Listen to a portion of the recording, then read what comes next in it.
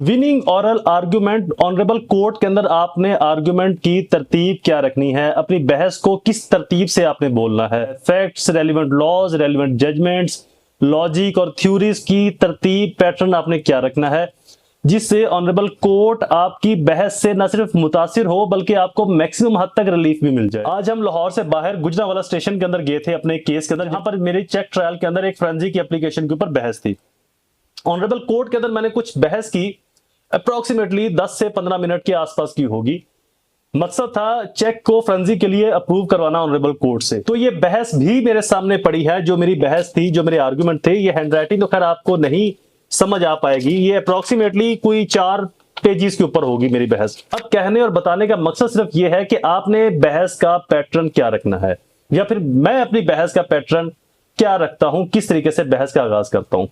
तो सबसे पहले तो अगर हम बात करें मेरी इस बहस के अंदर, ये कोई भी आर्टिफिशियल फैब्रिकेटेड सुनी सुनाई वीडियो नहीं है, ये मेरा अपना प्रैक्टिकल एक्सपीरियंस है जो मैं बहस करके और वो कैसे की। पहली चीज, आगाज बहस का आपने कैसे करना है अपने आर्गुमेंट का। फैक्ट्स ऑफ द केस, उसके अंदर आपके केस के फैक्ट्स आ जाएंगे। फैक्ट्स के अंदर क्या है आपका, सबसे पहले एफआईआर क्या है, एफआईआर नंबर क्या है, जुर्म क्या है, अगर आपका चेक का मामला है या आपका कोई मर्डर मैटर है या आपका कोई सीएनएस से नार्कोटिक्स का मामला है तो वहां पर क्वांटिटी क्या है, चेक नंबर क्या है, चेक की अमाउंट क्या है। उसके बाद फिर वो फैक्ट्स जो कंप्लेनेंट क्लेम करता है और वो फैक्ट्स जो डिफेंस, अगर आप डिफेंस की तरफ से हो तो जो डिफेंस क्लेम करता है। कंप्लेनेंट कहता है जी इतनी अमाउंट थी, डिफेंस कहता है जी इतनी अमाउंट थी। इसके बाद अगला पैटर्न, यहां तक आ गया फैक्ट्स।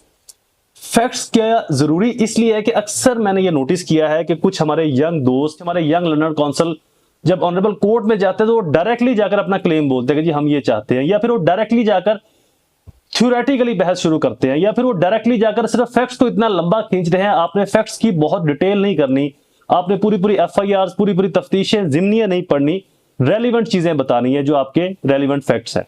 देन कंप्लेनेंट का या इस्तगासा का जो फैक्ट है और उसके बाद जो डिफेंस का फैक्ट्स है। फैक्ट्स कंप्लीट करने के बाद फिर आपने आ जाना है अपने रेलिवेंट लॉज के ऊपर। जैसे कि मेरे इस केस के अंदर रेलिवेंट जो लॉज थे जो मैंने कोट किए, उसके अंदर लॉ ऑफ एविडेंस था 59, उसके बाद 61 था, 164 था, फिर उसके बाद जजमेंट्स थी। जजमेंट का भी वैसे मैं हवाला दे दूं यहां पर, इन जजमेंट्स के ऊपर डिटेल वीडियो मैं फिर से अपलोड कर दूंगा।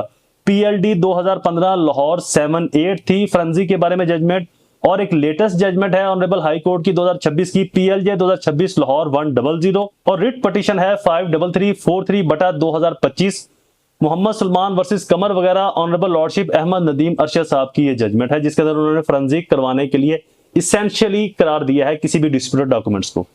अब जब आपके रेलिवेंट लॉज आ जाएंगे, आपका फैक्ट आ जाएगा, उसके बाद जो तीसरी स्टेज है, ये वो स्टेज है जहां पर ऑनरेबल कोर्ट आपसे कम्युनिकेशन शुरू कर देंगे, जी क्या हुआ, कैसे हुआ। अब यहां पर आपने कोर्ट को इंगेज करना है अपनी तरफ, यहां पर आपने कोर्ट को अपने मामला के अंदर इन्वॉल्व करना है। जब कोर्ट आप में इन्वॉल्व हो जाएगी तो देन फिर अपनी बात समझाना, कन्वे करना, अगले बंदे को कन्विंस करना बहुत आसान हो जाता है। यहां पर फिर आपने डिस्प्यूट शुरू करने हैं कि ये चीज डिस्प्यूटेड क्यों है, या मैं जो मांग रहा हूं ये क्यों जरूरी है डिफेंस के लिए या इस्तगासा के लिए, जहां से भी आप जिस तरफ से भी हैं। तो जो चीज क्यों जरूरी है ये क्यों आपने डालना है, क्यों जरूरी नहीं ये सबसे एंड पर रखना है।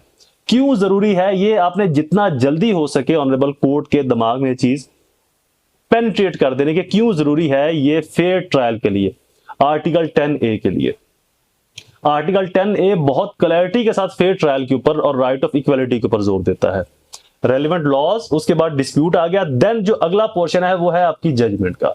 अपनी जजमेंट कोट करें, उनकी साइटेशन बताएं, उनकी कॉपीज प्रोवाइड करें कोर्ट को, और साथ में जजमेंट का जो रेलिवेंट पोर्शन आपकी फेवर में है उसको अपनी जुबान में ट्रांसलेट करके ऑनरेबल कोर्ट के सामने रखें, ताकि एक तो आपकी बहस की थोड़ी सी लेंथ बढ़ जाएगी, दूसरा उन अल्फाजों को कोर्ट के सामने कन्वे करना और फिर उन अल्फाजों को अपने केस के साथ जोड़ना ये आपके लिए आसान हो जाएगा। और उसके बाद फिर इन तीनों का मिक्सचर करके, जैसे कि जजमेंट, रेलिवेंट लॉज और आपका मौकफ, अपने मौकफ को रेलिवेंट लॉज के साथ भी मैच करें, जजमेंट के साथ भी मैच करें, जिससे आपके मौकफ की मजबूती ज्यादा बढ़ जाएगी, आपका मौकफ ज्यादा स्ट्रांगली कन्वे होगा ऑनरेबल कोर्ट के सामने।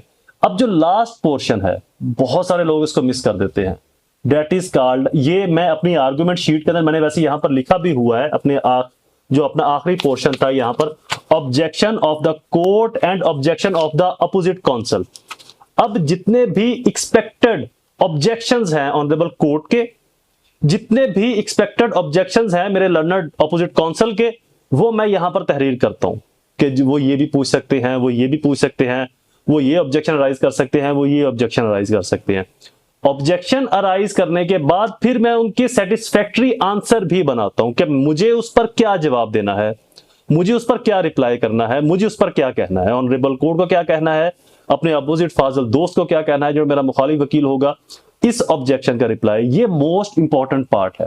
ऑब्जेक्शन जब भी आप तैयार करें उसके अंदर लॉज का हवाला, उसके अंदर रेलिवेंट जजमेंट का हवाला जरूर दें। ऐसी जजमेंट जो आपकी फेवर में है और जो आपके अगेंस्ट है, दोनों का कंपैरिजन करें कि मेरी फेवर में जजमेंट जो है वो क्यों है, मेरे अगेंस्ट क्यों है। मेरी फेवर में जो जजमेंट आई वो लेटेस्ट है या जो मेरे अगेंस्ट आई वो लेटेस्ट है। मेरी फेवर में जो जजमेंट है वो किस बेंच की है, वो बेंच कहां एग्जिस्ट करता है इस वक्त।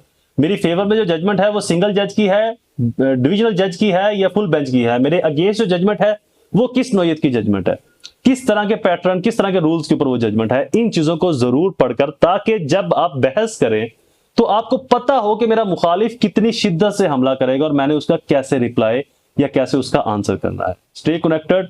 यूट्यूब चैनल और फेसबुक पेज को फॉलो जरूर कीजिएगा ऐसी मजीद इंफॉर्मेटिव वीडियोस की फ्री एक्सेस के लिए। दोबारा हाजिर होगा किसी और इंफॉर्मेटिव वीडियो के साथ। तब तक मुझे अपनी दुआओं में जरूर याद रखें। अल्लाह ताला आप सबका हामी नासिर हो। वस्सलाम।